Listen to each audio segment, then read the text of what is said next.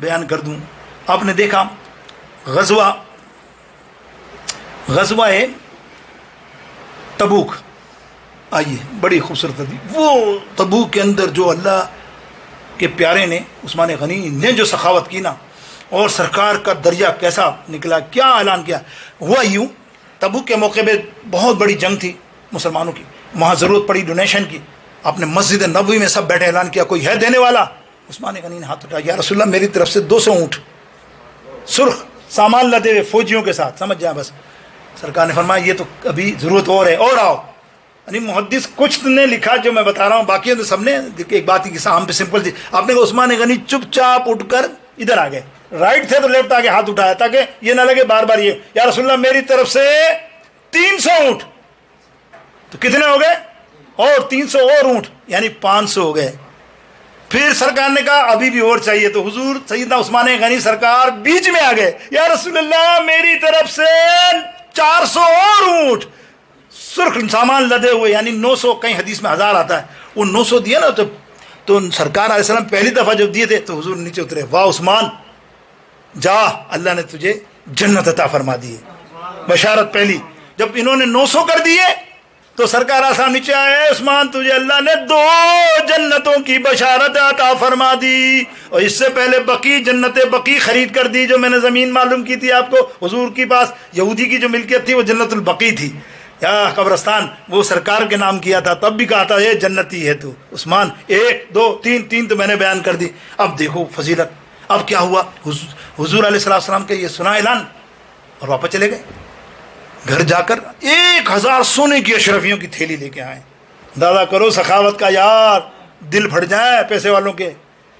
شاہ صاحب تو کنگلا کر دیں گے، اس طرح تو سخاوت ہو تو ایسا ہو سکتا ہے؟ ارے بھائی یہی تو اللہ تو یہی تو چاہتا ہے. ان اللہ اشترا، اللہ فرماتا ہے ارے کوئی میری راہ میں کرو تو سری نا. ابو بکر صدیق رضی اللہ تعالیٰ میں قحط پڑی ہے نا، قحط پڑا، ایسا کچھ نہیں تھا تو پھر کھانے کو نہیں تھا مدینے والوں کو. آپ کے پاس 1000 اونٹ بڑے بڑے مال کے آئے تو بڑے بڑے رئیسہ آ گئے، بولے یہ ہم دیتے ہیں آپ کو 2%، 3%، 4%. ایک بڑا تونگر تھا، میں تمہیں 5% دیتا ہوں، سارے اونٹ مجھے دے دو، میں خریدتا ہوں. بولی لگتی ہے نا.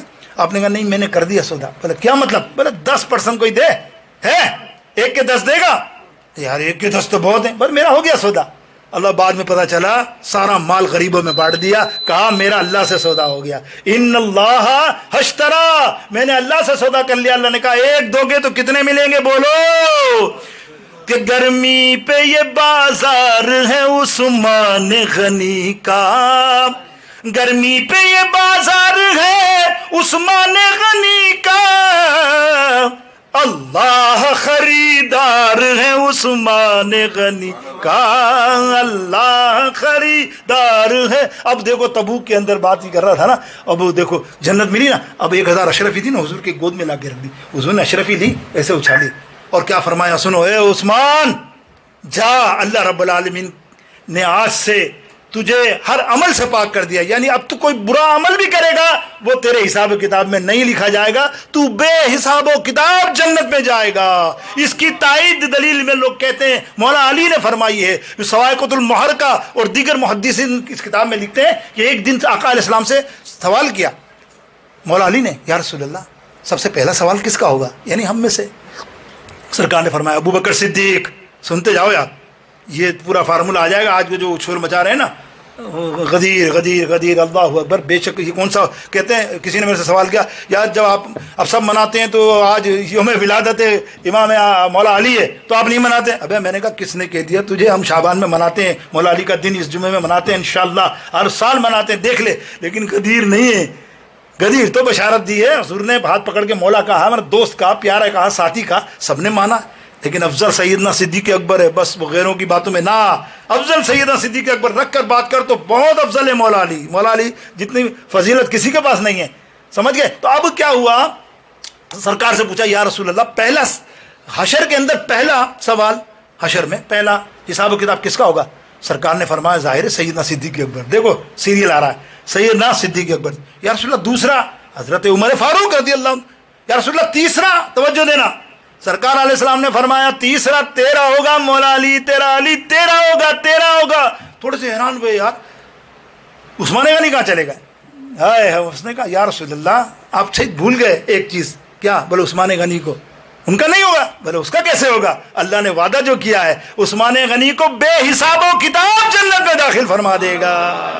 یہی ہمارا عقیدہ ہے. صحابہ سے محبت کرو, لان تان کوئی کسی کی باتوں میں نہ آؤ, بھلے کیسے بھی دور آ جائیں, کیسا میڈیا آ جائے, اپنا عقیدہ سچا رکھو, جہنم میں جانے والا راستہ نہ بناؤ. یہی ہمارے اماموں نے فرمایا, اہل بیت اعلیٰ حضرت اور نے فرمایا کہ ہم اہل بیت کے بھی چاہنے والے, صحابہ کے تمام کے چاہنے والے. اسی لیے کہا کہ اہل سنن ہے, یہ عقیدہ ہے ہمارا, جو ان کو نہیں مانتا ان سے ہے کنارہ. سمجھ گئے؟ جو ان کو نہیں مانتا ان سے ہے کنارہ. ہر ایک صحابی یہ نبی رب کا ولی ہے, وہ میرا غنی, اور زور سے, وہ میرا غنی. الحمدللہ اللہ تعالی ہمیں اہل بیت اور صحابہ کرام کی محبت میں سرشار رکھے, یہ عقیدہ سچا رکھے.